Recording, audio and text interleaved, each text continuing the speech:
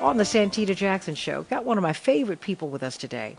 And he's become a regular on the show, and I'm very, very happy about that. Dr. Felucio Faccarede, a brilliant cardiovascular doctor, but he has been doing so much work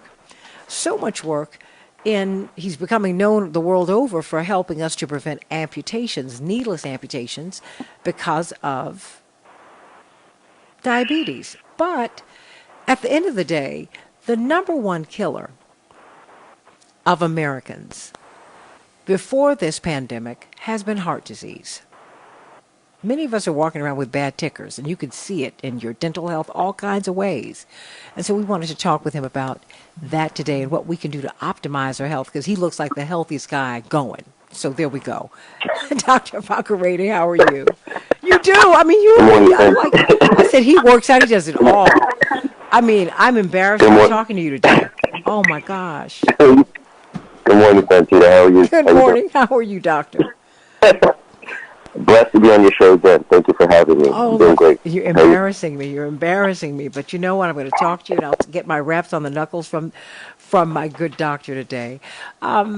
We've been, of course, talking with you about these amputations, and we see them, particularly I see them in the black community. I see them all the time. I see a lot of people moving around on crutches and on wheelchairs trying to cross the street, and it's heartbreaking. And it's sugar, as we used to call it. But this is something that's it's Americans, black, white, brown, yellow, and red, have a lot of diabetes. But we also over-index in heart disease. What is heart disease? Is it something that you're born with? Is it something that you develop? How do you know that you have it? That's a great question. And so I'll start by just making just a little bit of a definition as to what cardiovascular disease is rather than heart disease, because we tend to conflate both. 1 in 3 adults will die of cardiovascular disease every day, and this will kill approximately 750,000 people each year, which makes it the number one killer.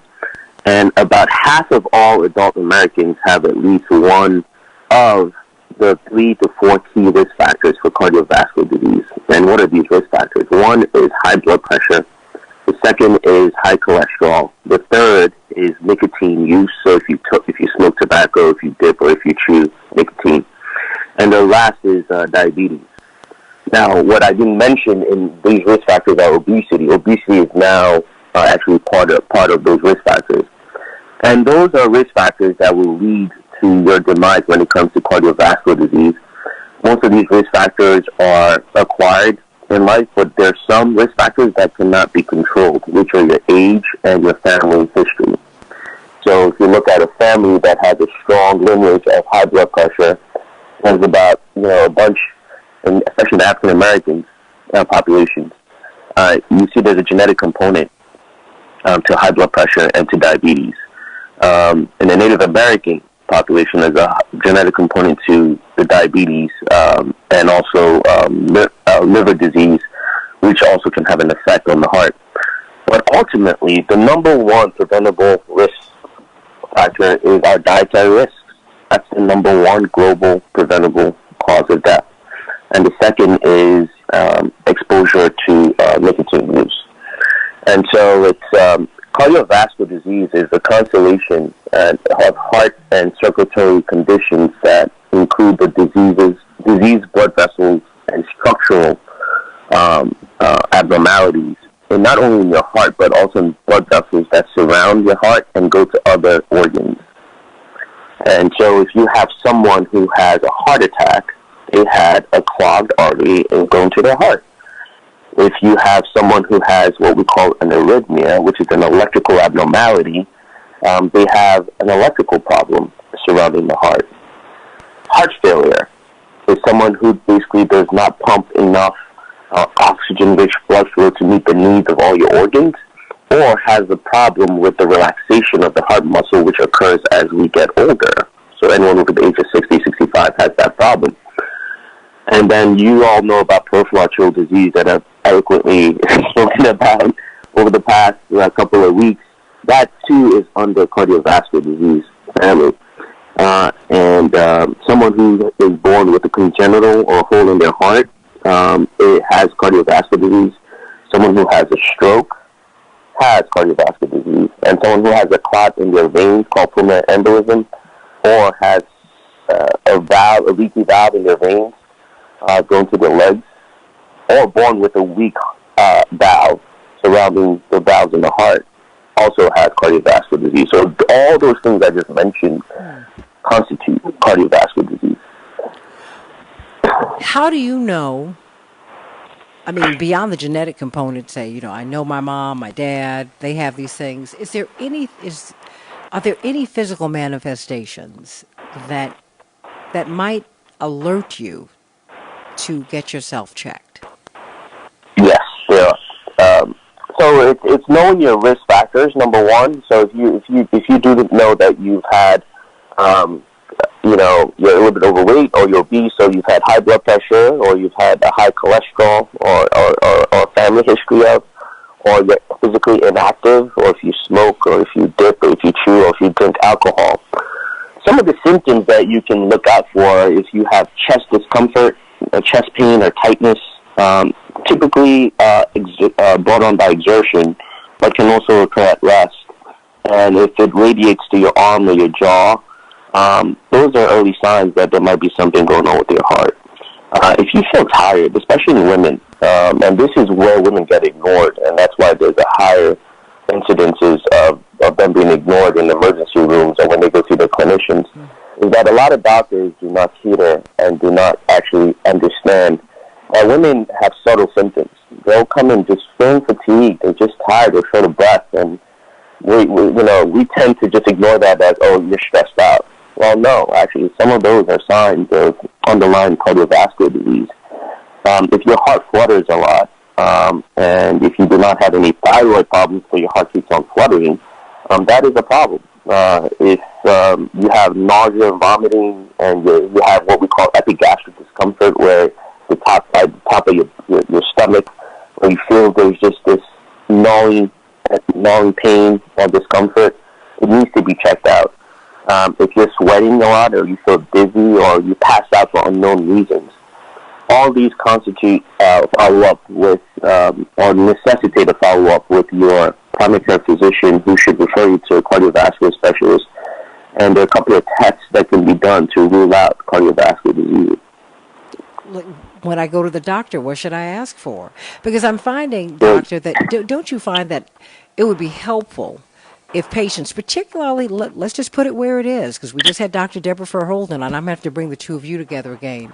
The noted epidemiologist, our zip codes do determine, they're great health determinants, right? The wealthier you are, the whiter you are, the better your health care. Period. That's it. That's all.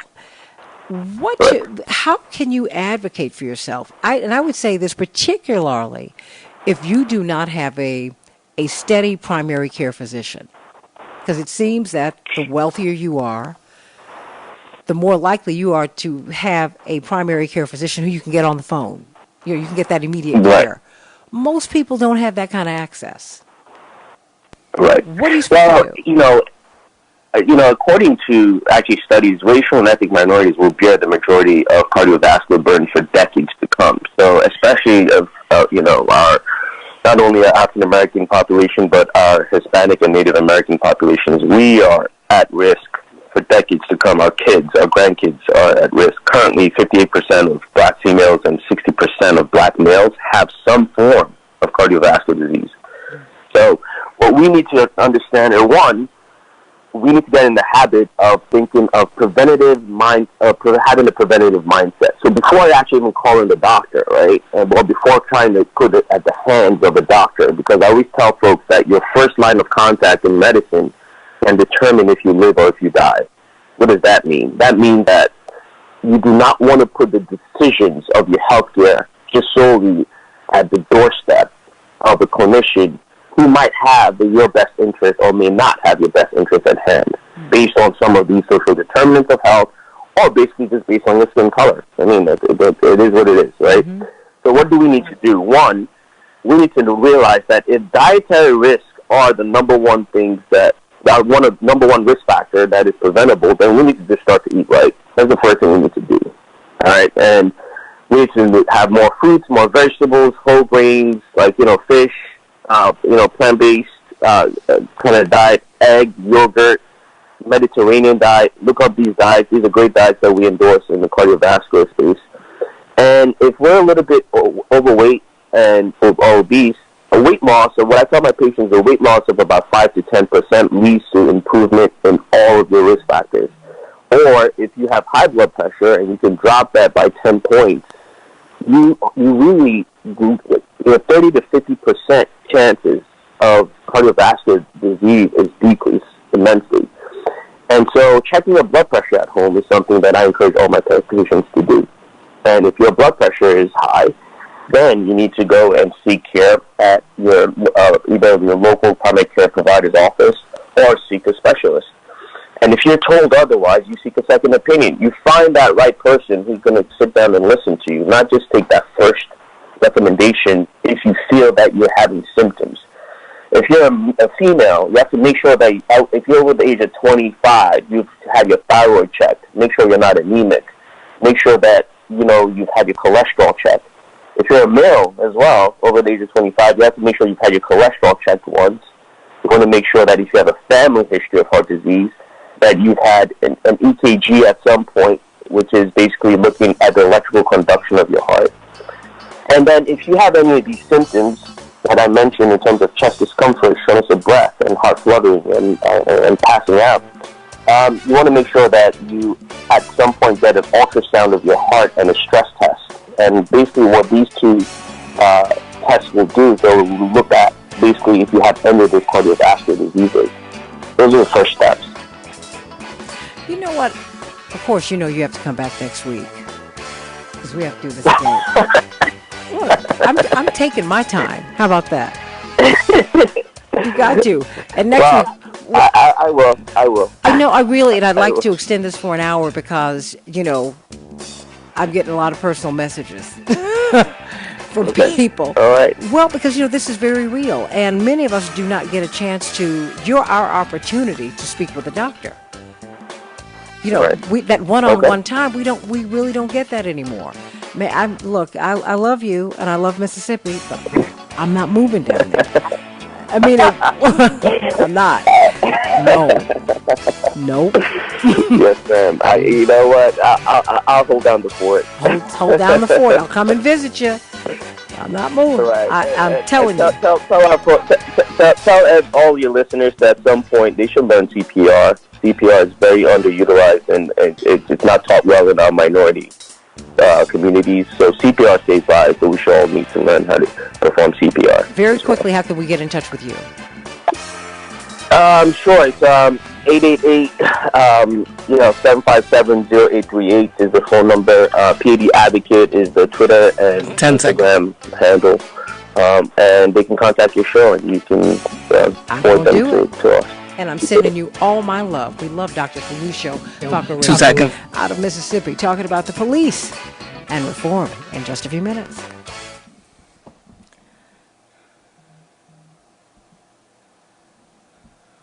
Okay.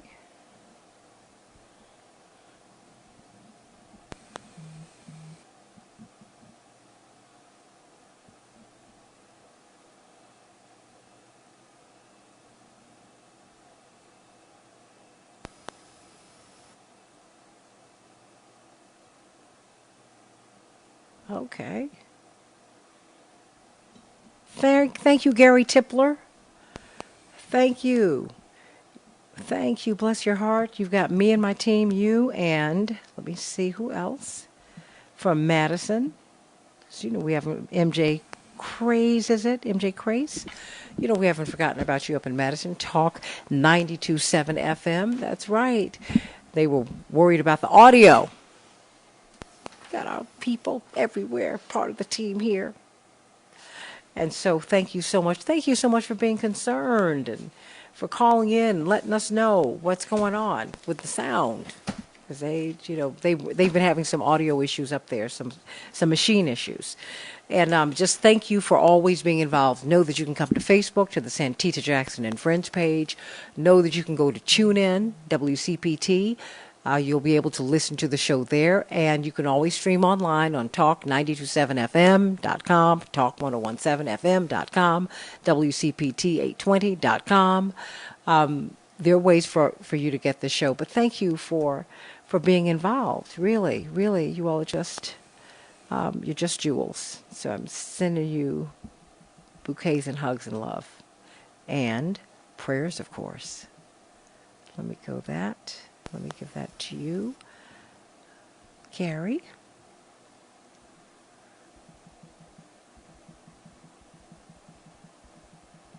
Okay, to let you know I appreciate my people. There we go. So what did you think about the police reform put forth by President Trump?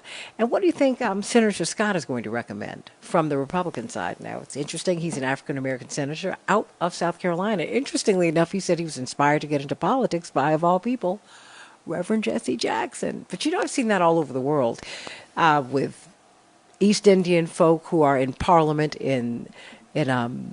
of course, in Great Britain, whether they were far to the left or far to the right, they said, because we celebrated his 70th birthday there, that he was the first non-British citizen to be saluted by the Parliament, by the Parliament of Great Britain on his birthday. He was the first person who wasn't British to ever be celebrated in that way.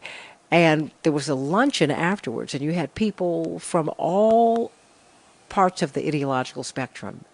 And they said, look, I am very, very conservative. I'm part of the Conservative Party. But when I saw him running for president and when I've seen his work, it inspired me, and that's why I'm here.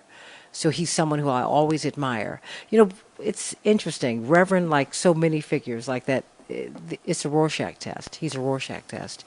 We all get from him and people like that what it is that we need, So, interesting. So I'm interested to see what Senator Tim Scott is going to come up with. I'm going to be looking at that too, because we do need police reform. We do, for everybody. So, but what will this mean? And remember, call 1-866-OUR-VOTE, 1-866-OUR-VOTE. Check weekly to see if you've been purged from the voter rolls. More than 34 million Americans were purged from the voter rolls between 2014 and 2018. 16 million between 2014 and 2016, 18 million between 2016 and 2018. And the coming up are continuing.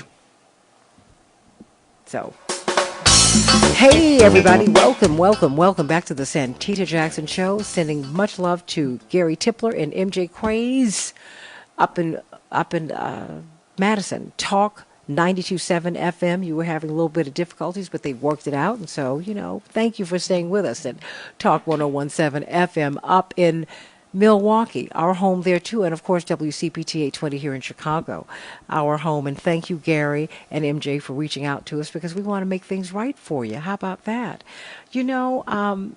Yesterday, President Trump did something that quite frankly, the American people pushed him to do, something that President Obama did in his term, something that we need, police reform. Now, his take on it might be different from yours, but I wanted to bring on these two fine lawyers to find out exactly what it is that we got yesterday. It's an executive order. What is that? What was in the executive order? I mean, we're going to track the police. We're going to certify the police. What does that mean? How are we going to certify the police? Chokeholds. Yes or no? He said no chokeholds unless the officer feels threatened.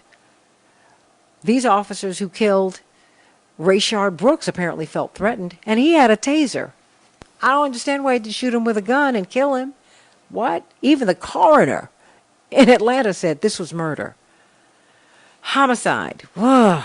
Attorney C.K. Hoffler, president-elect of the National Bar Association. I can't wait till I can say that just president cut a few words off for me. And, of course, Attorney Robert Patillo, another noted civil rights lawyer, the Southeastern Regional Director of the Rainbow Push Coalition, but he's also the host of his own show on WAOK. It's an iconic radio station down in Atlanta, Georgia. WAOK from 12 to 3 Central Standard Time on Sundays and from 1 to 4 Eastern Standard Time. You do not want to miss him every Sunday. Let me start with you, Attorney Robert Patillo. The police reforms. What did we get yesterday? Well, we got a starting point. We got a jumping off point for what can come. So I think President Trump has been getting criticism for the kind of the vague and loose nature of it. Mm-hmm. However, because it's through executive order and not through congressional legislation, it's going to be limited, and it's going to be limited in scope. It's going to be limited in his power to actually enforce it. So I think now what has been done is we put the ball in the court of Congress to find out what they can pass through. We have competing legislation. We have the House, which has come forward with their proposal on police reform legislation, which is very thorough, very all-encompassing. We have the Tim Scott legislation out of the Senate, which is it has some points of what the House wants, but is a lot more cop-friendly, but it's also a lot more likely to get passed by the Senate GOP. So I think what President Trump did was set a floor for where we're going to start with and where we're going to jump off from. And what we have to do now as a community is try to get where the Senate bill is closer to the House bill, and not just simply something that does things in name only. So, for example, on the chokeholds, it quote-unquote bans the chokehold unless an officer's life is in danger. Okay, that's fine if there's body camera footage. That is fine if there's somebody filming it. But there's almost no way practically for a person who is being detained or arrested to prove or to be able to enforce that. This sets up a nationwide database of bad cops. Okay, great. So what are we going to do with that nationwide database of bad cops? Because as we've seen, the cop who killed Rashard Brooks had 12 previous complaints against him for bad policing or excessive force. The cop who killed George Floyd had 18 previous complaints. So it's not that we don't know of these people; it's that we don't have anything that we can actually do to them because of the power of the police unions. So because the executive order does nothing to try to break up or crack the strength of these unions, well, it's good to know those things. You know, as I said, it's good information to have, but if we can't do anything with it, then I'm not quite sure what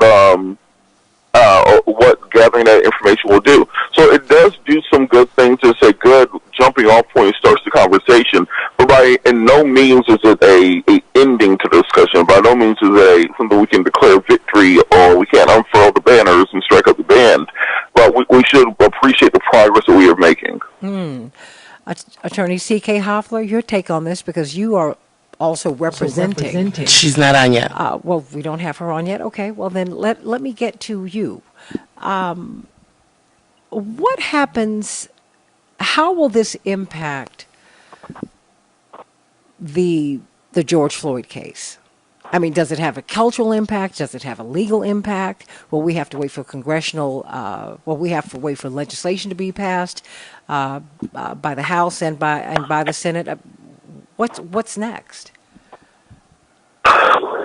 Impact any cases that have already happened because of a concept called ex post facto, which is that you cannot be prosecuted or held liable for something that wasn't illegal at the time that you were doing it. So because the executive order was not signed until after the killing of Mr. Floyd, then it can't be used to prosecute something which had already happened. So it can't really impact that. What these things are doing is in reaction to the nationwide outrage, in reaction to what they like to term as rioting and looting, which I call civil unrest. People have realized that, look, we are a representative democracy and the people still have power. And when we were just kneeling quietly, saying, and they said I was disrespecting their flag and their anthem and dragged that SOB off the field. When we put on T-shirts and said I can't breathe, they paid no attention to it. When we had iced tea and Skittles, they paid no attention to it. But you burn up 3, 4, 5, 20 cities, and all of a sudden you get an executive order and get congressional legislation, which looks like it's going somewhere. So I think what they've also done is set a new stage for what will happen socially in order to get change in this country. Because even when we had a Democratic House, a Democratic Senate, a Democratic president, and a liberal or leftward-leaning moderate court system, we did not get the type of bipartisan support for police reform that we're getting right now. So now that we know what it takes to compel this government into action, I don't think anything less will be what we see going forward when people are really motivated to make changes. What do you expect from Senator Tim Scott? Because it's very interesting that Senator McConnell tasked him with coming up with the Senate solution for police reform. Well, we know why Tim Scott got picked for doing the Senate legislation because he's the only black. Yeah, McConnell said he's a black guy. We know. Okay. Well, look, we got one black friend. Hey, black guy, you do the black stuff. Just go black. And that's pretty much the reason they put him in charge of it. The Tim Scott working group, there's nothing new or revolutionary in it. As I said, it's similar to the House legislation. So, but it leaves out many things that we really need in there. The primary difference between Tim Scott's Senate legislation and the House legislation is the question of qualified or sovereign immunity. Tim Scott's bill would not remove that.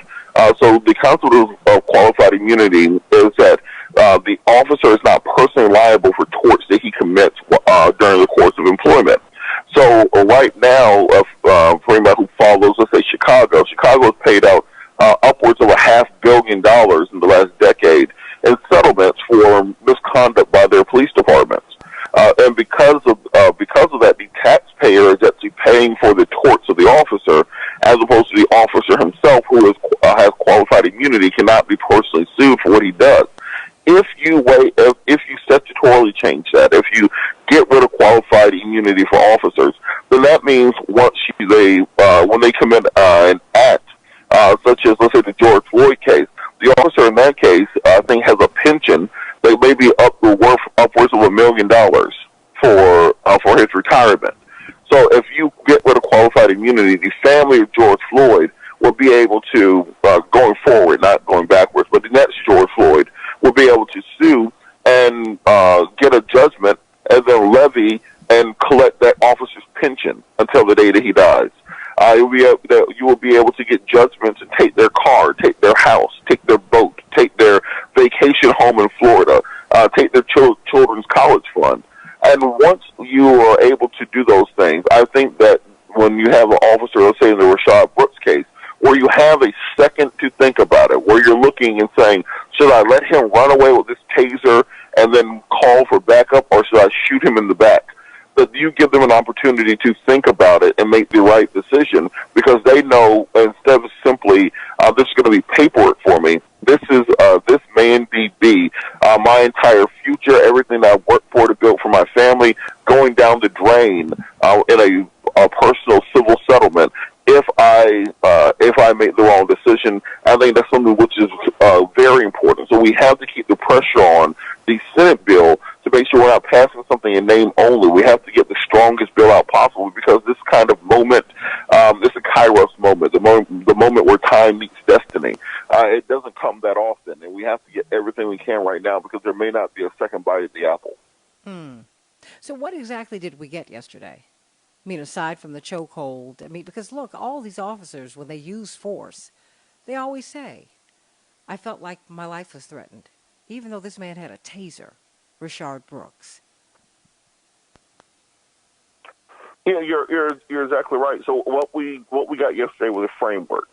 So it does set up the national database for quote unquote bad cops, where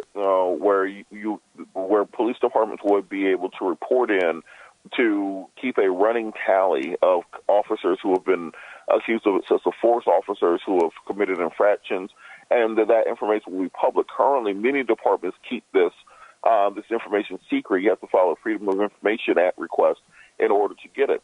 I personally believe that that information should be displayed on the officer's squad car if he's a patrol officer, and on his uniform somewhere, frankly, if he's a beat cop. I think it should be displayed like a health inspection score. You go into a restaurant, you want to know if they're rated, 95A for cleanliness and sanitation, or if they're 57U for cleanliness and sanitation before you eat there. I think when you're going into any interaction with a police officer, there's to be something on his badge or something on his vehicle to let you know, look, he's done beat 18, 20 people, so you might want to be cautious with him. He got an itchy trigger finger and a beat in hand. So we did get the national registry for bad cops, which I think is a good start, but of course the Senate legislation has to go further. We did get the quote-unquote ban on chokeholds, except for in certain situations, but it was not articulated how that would be enforced and what the penalty would be if an officer is determined to have used a chokehold improperly during the execution of an arrest. Because right now, many officers, for anybody who's ever had interactions with law enforcement, whether justly or unjustly, you get a lot of people who are high school wrestlers, football players from college who blew out a knee, and they think this is their opportunity to practice their MMA skills. So whether an arrest requires it or not, they call it subduing the suspect, and they'll put you in a chokehold, put a knee in your back, this, that, and the other, just to basically wrestle you down like cattle, which often is not necessary. So there needs to be more regulations put in place by the particular regulatory agencies. Does that mean no chokehold as in just an arm bar type chokehold, or does it also include a knee on your neck like George Floyd? We have to make sure that we get the regulatory language so we know exactly how those things will be implemented. It does provide funding for state and local police jurisdictions, for better certification programs, for officer training. However, it does not explain exactly what that is. So we really don't know what it is. We don't know how much money is going into those funds, how the funds will be distributed. So it's a vague framework that's a good jumping off point. But we're going to have to get details from the regulatory agencies and the people implementing it before we can really, as I said, put up the victory banners. And the Senate legislation, that is the floor for where we're starting from.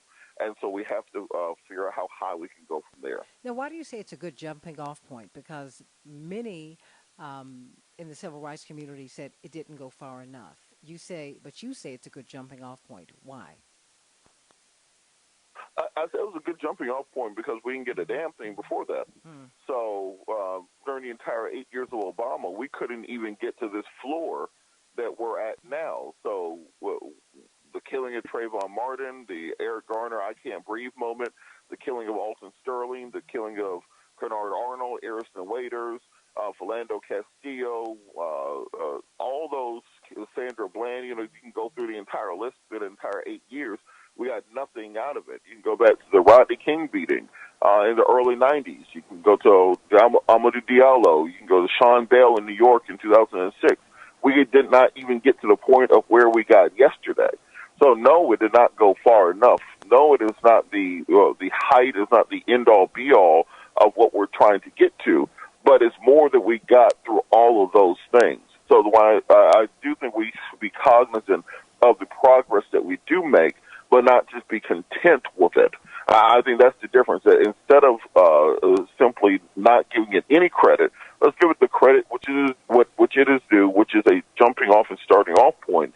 Not where we need to rest our hat and say, okay, we've done all we need to do. Let's go on home.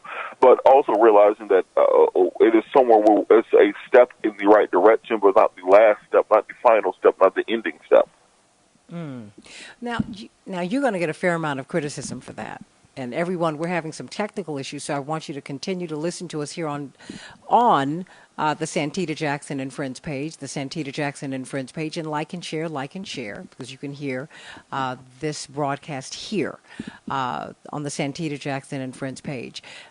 Because I'm hearing, when I look at CNN, they're giving the President Trump pushback because they're saying, no, President Obama did push for police reform, and now you're saying no, he's actually given us the floor that President Obama did not give us. Please explain.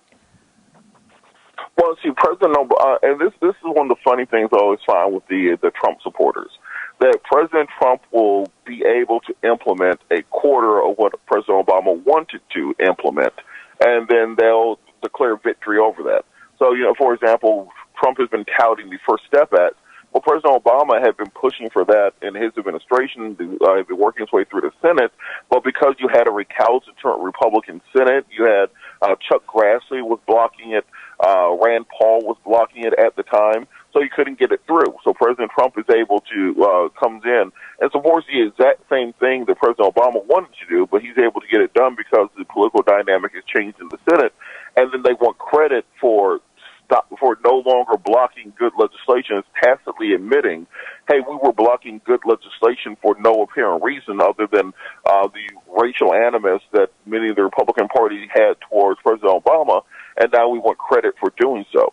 So similar to this, if President Obama had tried to sign an executive order of this nature, you would have seen the police unions come down like hellfire on him. You would have seen the Republican Senate are coming down and saying that he's trying to destroy the police. He doesn't want us to have safe communities. He's a Islamic radical.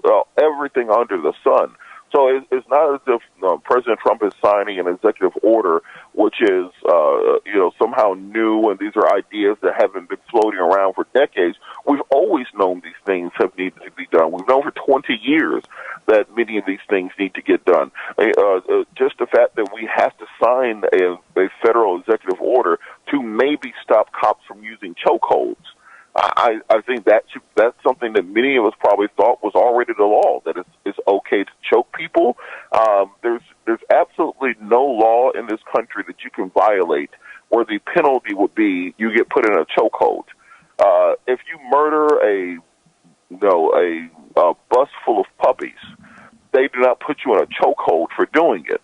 But when police officers are trying to detain somebody who still has the presumption of innocence, who's been convicted of nothing, they are allowed to choke you under the color of law. I think that's an insane thing that we do as a country, and the fact that it took till now just to get an executive order on that is surprising to people.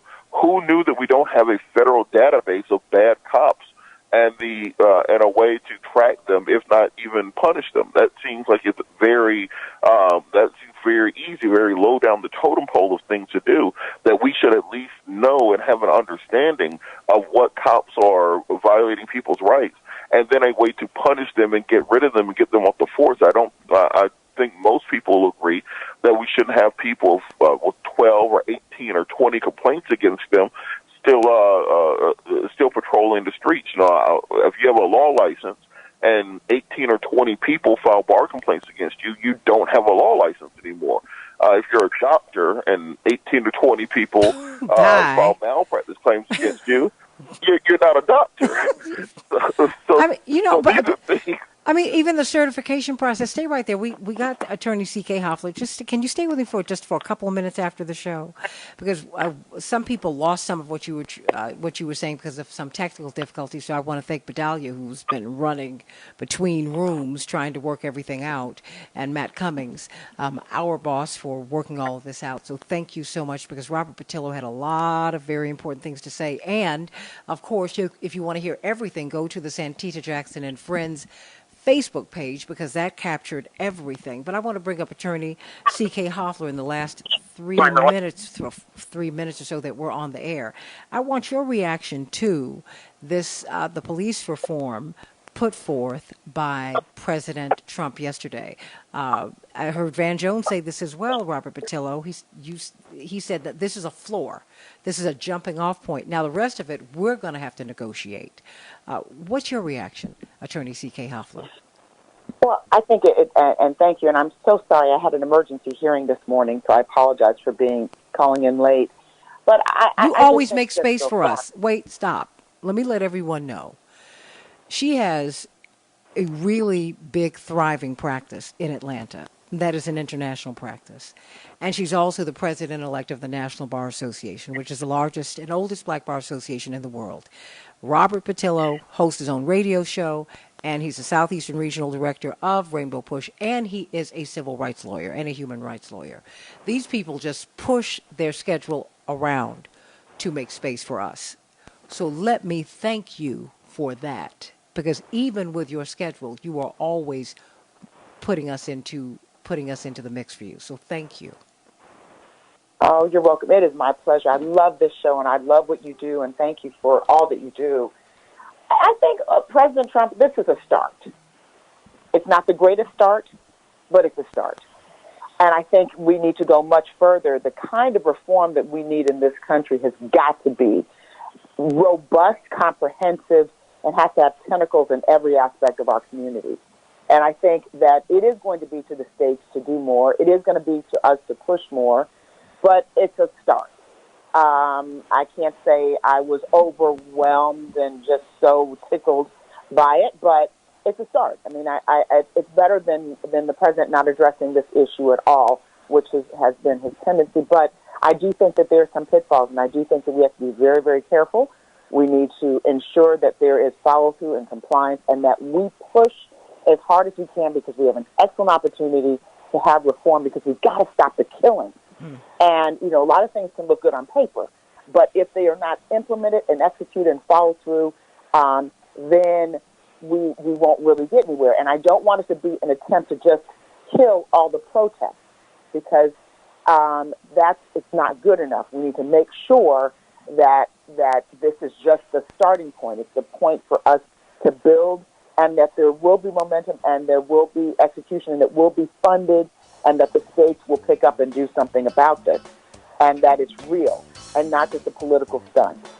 Well, stay right there. We're going to talk for a couple minutes just after we get off the air to talk about these police reforms, because now it's incumbent upon us to let our representatives know what it is that we need. Who knew that it is legal to choke someone to death? Police can do that. We don't have a real database for cops who bat cops. So now we have to make that a priority. See, this is when we have to get involved, which is why I want to call 1-866-our vote. You need to find out if you're still registered. You want to make sure that you're not one of the 30-plus million people who've been purged. Stay right here on the Santita Jackson and Friends page. The Santita Jackson and Friends page. We're talking with attorney Robert Patillo and attorney C.K. Hoffler about what we got with police reform yesterday and what it is that we need to get and how we can get it going forward. More of this stuff, all this great stuff, in just a few minutes on the Santita Jackson Show, right here on Santita Jackson and Friends. Sending you all my love. Thank you, Bedalia, for holding it down today, and Matt Cummings. Back in just a minute.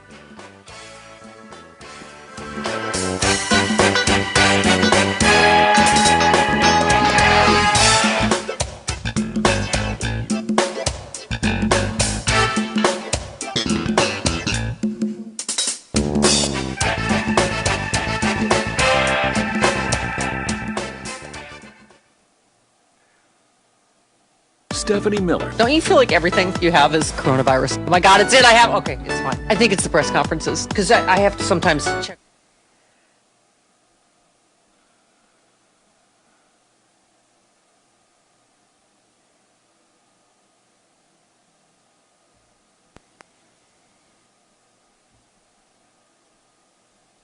Okay, we there, Bedalia? Yes, hold on. I gotta switch. Okay.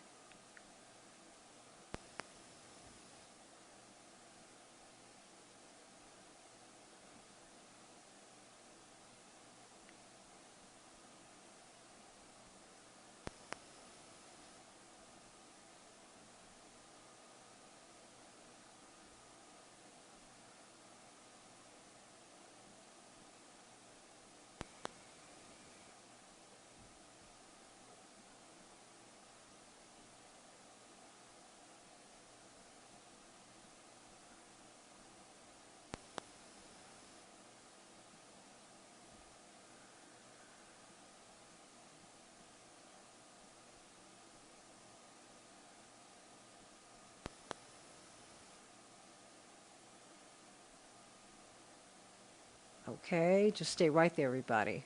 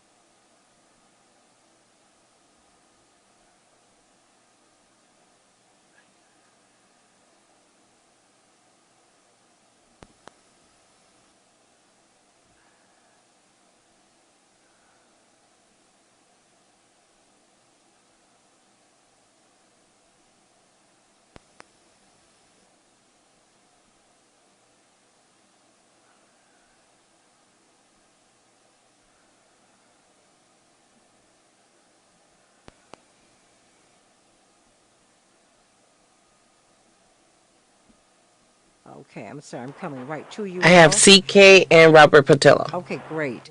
You know what? Thank you so much because I want to. CK, I know you are busy this morning. I know that you are too, Robert, because of course you all are leading the effort to have the Secretary of State recalled in Georgia. We can talk about that for a hot second, but I want to get into police reform and what it is that we need to do now.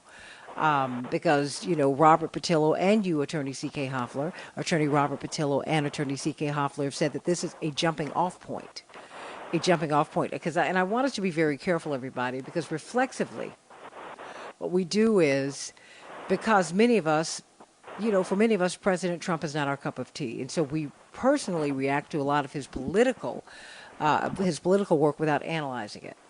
At the end of the day, we have to look at how powerful the police unions are and how powerful the police are. They are really the military on the local level. So much so that the Pentagon, it was already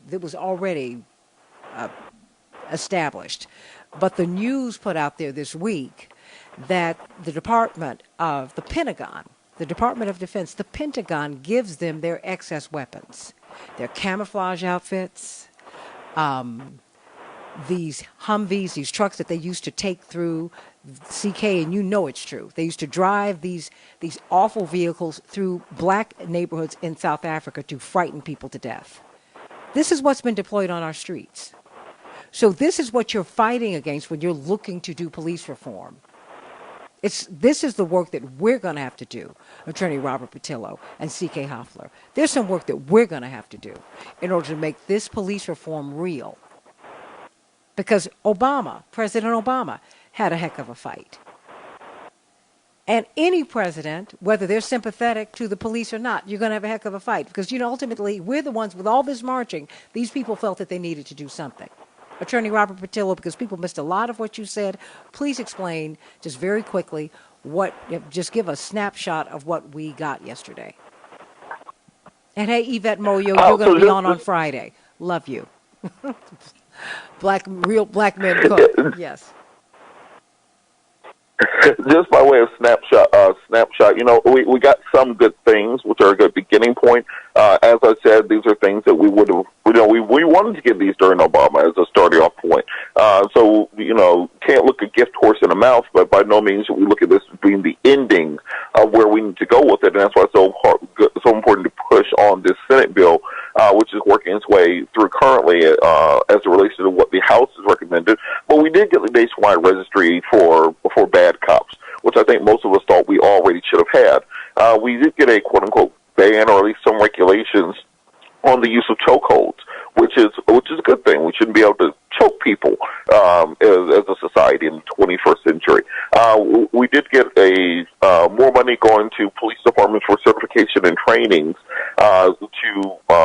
for officers to have de-escalation and incentivizing local police. Remember, we are in a federalist system, and we do have to. And if a police department does not accept federal funds, if they're not subject to the Commerce Clause, there's really nothing the federal government can do to them. So they have to use this federal funding as a carrot versus a stick approach, because they don't really have jurisdiction to regulate local police without some infringement or some indicia of accepting federal funding. So that's a good thing. that they're trying to do within those limits which are set out there. They are pushing to have more social workers, more non-violent, non-armed intervention for non-gun related things. That's a good thing. Also, and the Rashard Brooks killing. If somebody's passed out in their car through a drive-through, you might think they're drunk, but you also work at a fast food restaurant. So maybe instead of sending 2 armed police officers, you send an ambulance. You get some blood work done. You take him down to Grady. You give him an IV, and then you find out you tow his car away. You find out what's wrong with him at the hospital, as opposed to having 2 officers who have no medical training trying to interview this person on the side of the road, and then it escalates into one of the officers shooting him in the back. So those are good things and good ways to start off. All of them are vague. None of them have gone through the regulatory process where the agencies will put meat around the bones. It's a one sheet of paper executive order. So we still have to find out exactly how they will be implemented, what they really mean, what funding is behind them. And remember, the other thing about executive orders is just easily as they're signed, they can be unsigned. And what we've seen through much of the Trump administration is him undoing Obama executive orders. So this is why congressional legislation is so much more important in this situation. And this is why we need to be involved. Attorney C.K. Hoffler, because oftentimes you are called to take on these cases where people have been brutalized by the police, where, come on, where they're going to just try to justify choking someone to death. My goodness. And shooting someone in the back when he has a taser. And look, Attorney Hoffler, CK, you do know that when we encounter the police, when black people encounter the police, it's almost like a death sentence. So you are frightened to death. I can understand why Mr. Brooks ran away. I really can. And he was inebriated too, and they knew this? Oh. What do we need to advocate for? CK. CK Hoffler? Oh, I think we might have lost Can you her hear me? again. I'm sorry. Oh, no. I'm sorry. No, it's okay. So It's okay. I'm back. Yeah. So absolutely, I can understand why Mr. Brooks ran, because we believe that there's a 70% chance we will not survive if stopped by the police. I believe black men feel that instinctively. They know that based on statistics. So and so we can understand why he ran. But I think what President Trump has done I have to concur with Amnesty International. He put a Band-Aid on something that requires massive surgery, but at least there's a Band-Aid. There's a starting point. It didn't wow me. But I didn't expect to be wowed. I didn't expect him to have widespread reforms in the way that we need them. And so I say the protest must continue, because but for the protest, he would not have even put that Band-Aid on. So I think that it's going to be critical for the communities and for the states and for us to vote, because we need to put pressure on our legislators so that they can push to the maximum so there's maximum reform. For instance, I have a case right now where a young man was arrested and was beaten by one of the police officers in jail while he was yelling the N-word and also saying to him, Black lives don't matter. What are you going to do now? Protest? This type of behavior is happening because it's permissible, because there are no consequences or ramifications when the police do this until now. So we have to continue to fight, and we have to continue to push. And this executive order, like Robert Patillo said, it can be signed, it can be unsigned. And the president only did that because of the pressure he's feeling, because of the protest, and because he's running for re-election. But for that, I dare say I don't believe he would have gone this far. But it's just a starting point. I think we have to look at that. Just a starting point. We are encouraged that there's at least a starting point, but it is up to us in the community to take it further, to ensure that there's funding, to ensure that our legislators are doing the things that we want them to do when they're voting on these things, and for us to vote. Because if they're not, we need to speak truth to power, and we need to ensure that we are voting for things that are important for our community. We've got an election coming up, and we need to make sure that our elected officials understand in our communities things that are a priority, and we expect them to go further than what the executive order did. There's a lot of funding. For instance, there should be programs. We talked about programs in the community, programs for the youth that are many times a victim of this police brutality and its overreach and its overstepping by the police. I personally, even though I know this is handled on a state-by-state basis, I think there should be a repeal of the stand your ground laws. That law allows someone in most jurisdictions to go in and shoot and kill and say, oh, I thought he was threatening me or she was threatening me. She looked big. She looked mean. He looked mean, and I felt threatened, and I thought I had to protect myself, and that's why I shot him. Well, that's not acceptable. So I think there are a lot of things that we have to do on a state level, and this is just sort of this is the starting point. This is the bottom, and we have to build up to police reform. But it's going to take our communities, and it's going to take the chief of police and the different police departments to buy in to change. Because if they don't buy into change, there will be no change. If the police officers don't buy into change because they feel there will be consequences to their actions, there will be no change. So we have a lot of work to do. So we're headed in the right direction.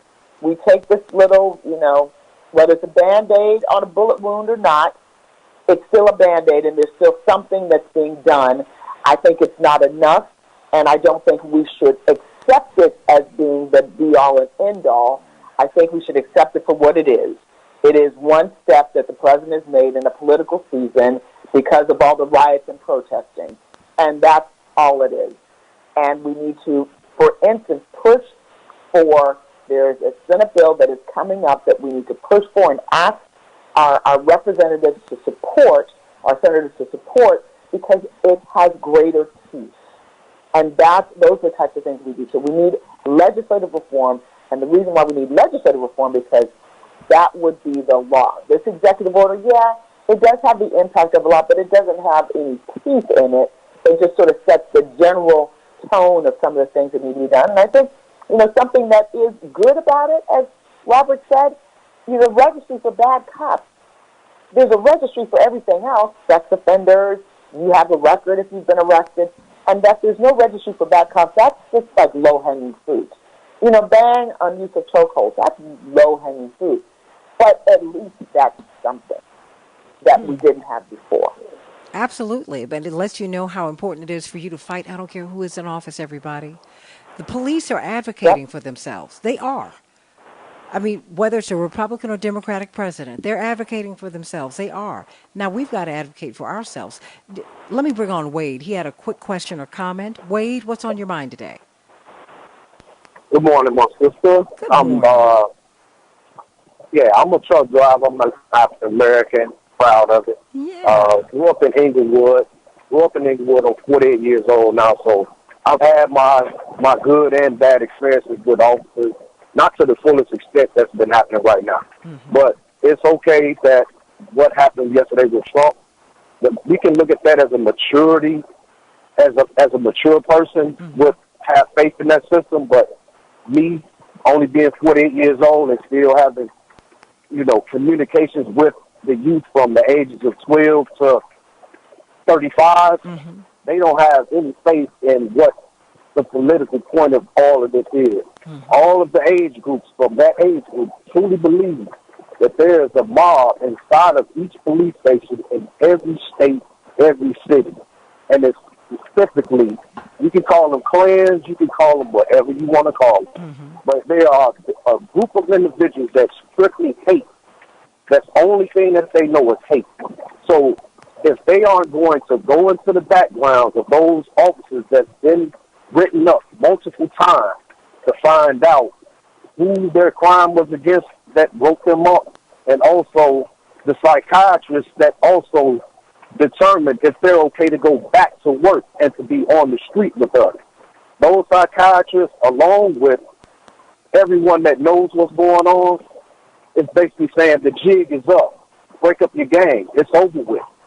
Or else, that youth that I just told you about are going to believe what they want to believe and not have faith in that system, and it's going to get worse than what people saw in Minnesota, Chicago, on and on and on, and it's going on all around the world that supports and knows it. So they can sign an order to say, we'll take the meat, we'll stop chokeholds. But if they want to kill you, they'll find a way to kill you, regardless if you take a chokehold off the hook. You understand? Oh, absolutely. So Yeah, so if they don't come to the table to eliminate that group of individuals that they know are part of a hate group, and those individuals that have that psychological thing going on at home with alcoholism, child abuse, whatever they went through, and now they're police, if you don't remove those individuals, put them behind the desk, take their licenses after a certain amount of things that have been written up against them, it's going to be chaos. I love your show. I get educated by your show. I listen to it 8 hours a day while I'm driving. I keep it on the station. I know you only on for an hour sometimes too. So I'm not going to hold you up, sister. I know you got You're not a holding bunch me of up. educated people. And we're on for 2 hours a day. And Yeah. if you missed any part of the show, you can always go to the Santita Jackson and Friends page. And I'm going to be getting my my website up soon, so you'll be able to go back and listen to everything. Okay. Okay.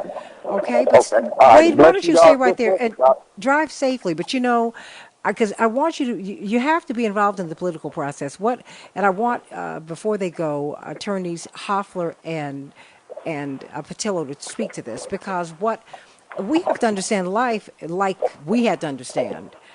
Life does not begin with you. The world does not begin with you. The struggle does not begin with you. Don't think that, not you, Wade, but our kids have to really understand that this is an ongoing struggle. I mean, Yeah. you know, this is something we act like our ancestors wanted to be enslaved. That is not true. We act like No, ma'am. people wanted to live in Ireland and live under the crown and live in gutter poverty, not utter poverty, gutter poverty. And they were doing, I mean, and they deal with that today, the Irish do. So, I mean, we need to understand that this is a worldwide struggle, which is why you see them as passionate in London as we are in the streets of the United States. We're making moves all over the world. all over the world, all over the world. And we have to understand that there is a line. So these young people have to begin to understand they're part of a continuum. They're not new. I mean, this is not new. The police have been behaving this way, CK, for a long time. I mean, our black women would get raped, and we could not have those rapes prosecuted. That is how Rosa Parks got famous in Alabama. This is not new. Exactly. It's not new. Exactly. And it's scary because we watched our ancestors and our grandparents protest peacefully. Nothing happened. Nothing happened. So things did happen. No, wait. Hold on. No. I understand things change on the law side. I understand things change on the law side. But the criminal part of the law that they use in their favor is still going on today. That's why they think they can kill you and get away with it. But what I'm trying to say to you, because we're living in the city where the police killed Fred Hampton and Mark Clark and lied about it. Now, mind you, there was a movement to change. Well, hold on, but this is where the struggle continues because our parents changed those laws. Now it's our job to do something, and now it's these young people you're talking about. Now they got to get in it. Yeah. Because the problem is that deep. They're in it. No, they can't be in it if they don't understand what their parents and grandparents did. I understand fully. I definitely understand that. Not you. They don't understand. They don't get it. Okay, but stay right there, Wade. Okay. Because I want CK and Robert to respond to you. CK? Okay. Yes. I mean, yes. Can you hear me?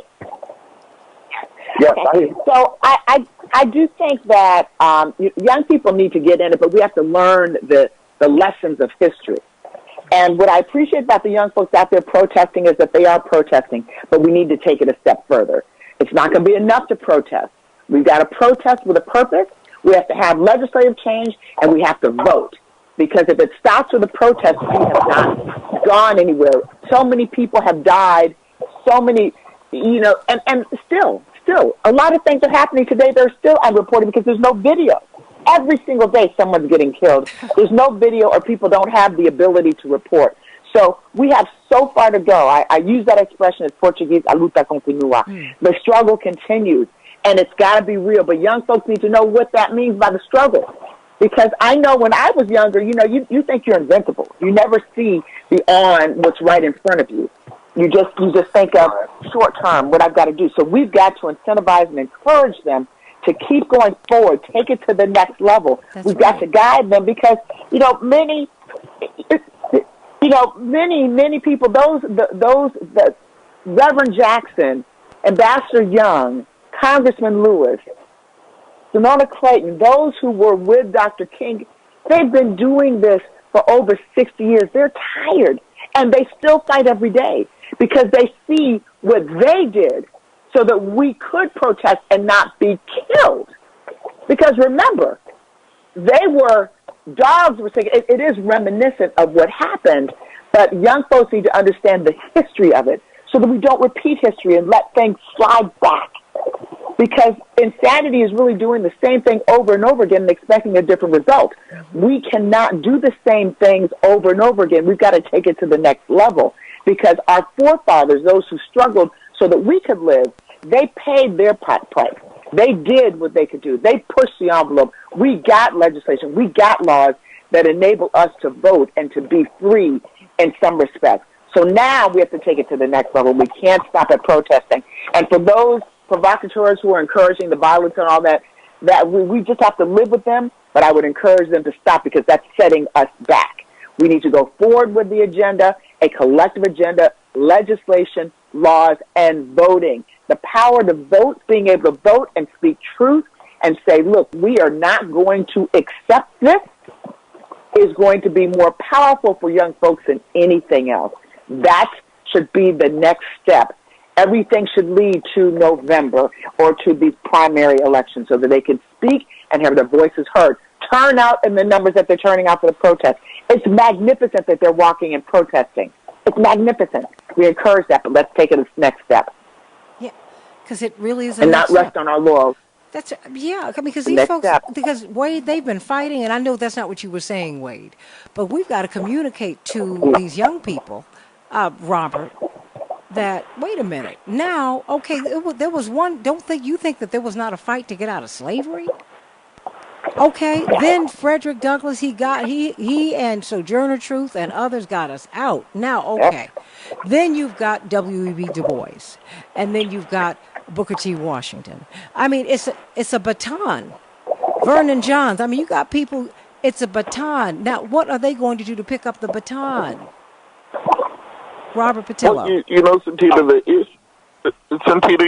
issue is that it's not the young people's fault that they've been lied to their whole life. Yeah. They're the victim in the situation, and they don't know no better because they've been lied to from the day they were born.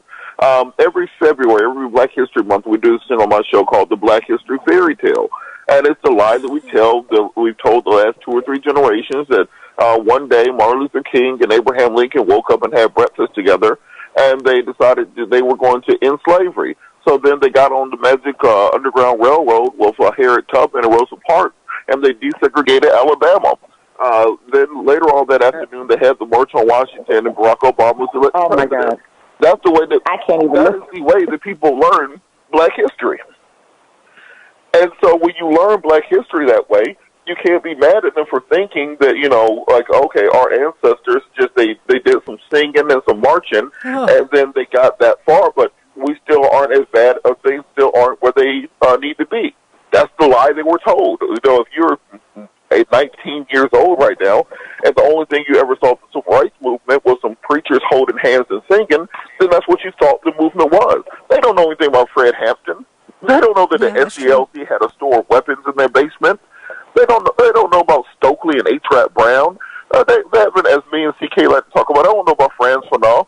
They don't know about Walter Rodney and Grounding with My Brothers. They have no idea. So it's our job to teach them what happened. You can't be mad at somebody for not knowing what you haven't taught them. So we have to get out and we have to give them a real understanding. I had the privilege when I was in college of interning with Janice in the Rainbow Push office. So I got to be at the foot of Reverend Lowry, be at the foot of Andrew Young, Reverend Jackson, James Orange, Cameron Alexander. Some of these heavyweights of the movement.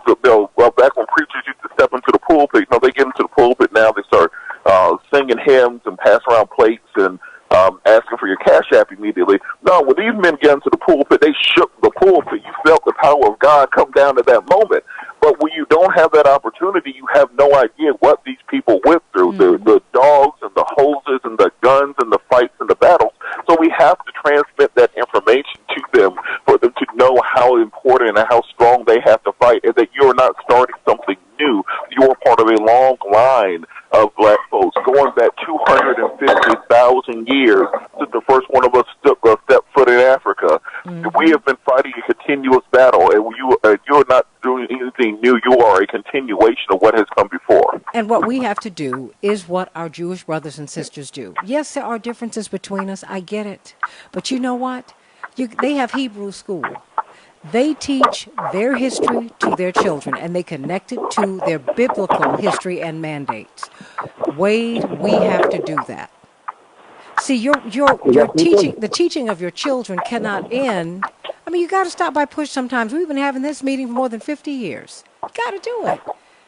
Because that's how we're going to not just survive, but thrive. You got to do extra work. What does Reverend say? I have to run faster. I have to run harder because I'm further behind. I'm farther behind and further behind. So we're going to have to get on up and do the work. Because these other people have done the work. They have done it. We're just picking up the batons. I mean, I just wanted to share that with you because that's what we're going to have to do. Yeah, exactly. But to follow up what that young man just said about what's being taught every February for history of black African Americans is that it's like watching Mike Tyson. Mike Tyson loves watching his knockouts. He loves it. He loves it. He'll watch it 24/7. And it's the same effect every February. We watch ourselves most of the time. What they put on and taught us is that we're losing. It's none of those powerful people that we need to see how they came up, how they fought back. Those are the things that need to be taught, how they fought back, not how they submitted, not how they were hurt, raped, burned, hung. They are tired of seeing that image. They're done with it. Every February when they know Roots is coming on, TV's off. But you know what the tragedy of that is, Wade? You know what they miss about that? They miss the struggle. See, because they're missing the subtleties. They're missing fiddler telling Kunta Kinte. No, I'm just saying we have to stop these kids right where they are. Because the thing is, we have had a hellish experience here. And after the rapes and after you had the children by the slave master, you know what? You still loved the child and you still rose. Frederick Douglass, his father, was his slave master, as was Booker T. Washington's. Reverend's got a whole mixed up history. All of that. And these people, and Adam Clayton Powell, and they just kept on fighting. And that's what we have to give to our children. They need to look at the original Roots because the man who wrote Roots is the one who produced it. And they need to look at the whole thing because it's a triumphant story. Yeah, we got knocked down and we got up. They need to know that too. Yeah. No, they know that, but they just hate the beginning to the middle just wait for the end. Then Wade, they don't understand life. Because in life you're gonna get knocked down. You're gonna get knocked down and then you gotta get up. That's the question. Can you take the hit? And that's part of our history. Yeah. That's part of our history. Our resilience. It's definitely part of the history. It's definitely part of history. One more thing. For each of us that wants us to vote, they also have to know everybody's history that's running for offices. The Senate, the Congress, then the president, from the mayors all the way down to find out who should be picked. Because a lot of us just know president, Republican and Democrat. Right. They don't know who's the judges. They don't know who the judges are that's going to convict their cousins, uncles, some mothers. They don't know the congressmen and women that set the laws. They don't know the Senate. That needs to be taught as well. But you know what, Wade? Because everyone just focuses on the president. Wade, I have to stop you. We've been doing that at Operation Breadbasket, Operation Push, and Rainbow Push since 1965. No. I'm not saying. I'm sorry. No, baby, wait, because I'm not taking it personally. I'm just saying to you, it's happening. Yeah. We just have to get Okay. You have to go. where the information is. Reverend is almost 80 with Parkinson's. We have to move his legs sometimes to get him out of the bed. But there's something inside of him so strong that keeps him pushing, even as he has to do battle with his tongue. Because many of you hear that he struggles to speak now, but he keeps on pushing. Now, our children need to have some gratitude. They need to understand that some people have been out here fighting. You didn't just have Barack Obama pop up. Barack Obama followed Jesse Jackson's playbook and became president on the rules that he changed after being insulted and assaulted by the Democratic National Party. They've got to get connected to their history, and we must connect them. They can't just continue to walk past Push. They need to get in it. And if Push is not your bag, then get in the NAACP. Get involved.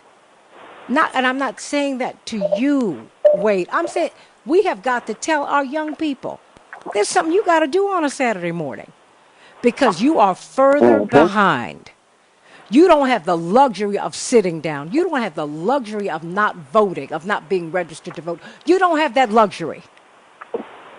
Because if you want to deal with that officer who killed your cousin, your mama, your brother, your sister, your daddy, you need a prosecutor who's going to do that. And you got to vote. You got to get involved. And there's some people who've been doing the work. They need to stop ignoring them and calling them names as they do to Reverend when he gets out here. Because we got a real problem. We got some problems too. We make some bad decisions. We can be most unkind. When Dr. King, the last 3 or 4 years of his life were hellish because the black community turned our backs on him. And that is what set him up to be assassinated. As long as black people had his backs, he was okay. When the white establishment saw that black people had turned their backs on him, it made him assassinatable, and that's what happened. Exactly. Now, we need to also know the difference between the blacks we send and the blacks who are sent to us. Huh? Know the difference. Definitely. And whoever is, and you need to, and so the political education, we've been doing that in Chicago for almost 60 years. Get these young people, challenge them to come over to Push. Challenge them, Wade. Have them do it. Okay. Some people have been doing that work for all. I can definitely try. That's right. Because they need to stop. I mean, and stop taking your problem with your mom and your daddy out on me. How about that? Because that's another issue. We can do a show about that too. Yeah. Okay? Because that's part of what this is. Because they're mad about daddy and mom and what they did not do. Hey, I can't be responsible for all of that. Right. There's a lot of stuff going on here, and we got to deal with it. Right? Definitely. But it's gonna be it's a fight that my brothers are willing to do to try to get them to have faith in the system. But right now, they do not have faith in nothing that Trump says, nothing that the law says. They shouldn't. That it's not supposed to happen to us. They shouldn't. I just told you. Dr. Fauci didn't tell you the truth about those masks. He stood up there and looked at you, and everybody thought he was the hero because he said we knew we didn't have enough masks, so I just didn't say it. So I've been telling y'all all along since his name fell out of my mouth. You need to make sure you know who he is, and you need to ask everybody questions. So stop trying. I'm just saying. Trust and verify. Just verify. That's all you need to do. Stop trying to make people who they're not. CK, I'm gonna give you the final word because Wade, we gotta go.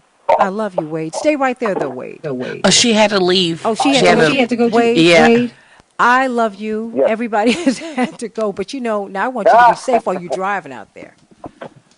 I just parked. I'm good. No, but I appreciate your calling in. I appreciate your support. I'm glad that you listen to the show. Every morning I'm waiting on you. So God bless you, and I know you got to go. I'm not going to keep talking. I'm going to let you go because I know you got busy. I want you to continue to call me, Wade. Okay, I'll keep checking in. I want you to do that. I'm giving you a big hug and a big kiss, okay? On the cheek. How about that? All right. All right. That's right. On my cheek and on the back. Thank you for the pat. I need the pat. You got that. You got a hug. Big hug from me. Blessings to you, Wade. Okay. Everybody. That's sweet of you. Oh, no, you're a sweet man for being so supportive. And everyone, please, I want to thank you for sticking with us today. And God bless you. Thank you for being with us. Always, always, always. And you know what? Let's just continue to get involved, everybody. Let's just continue to stay involved. I love you. I'll see you tomorrow on the Santita Jackson Show. God bless.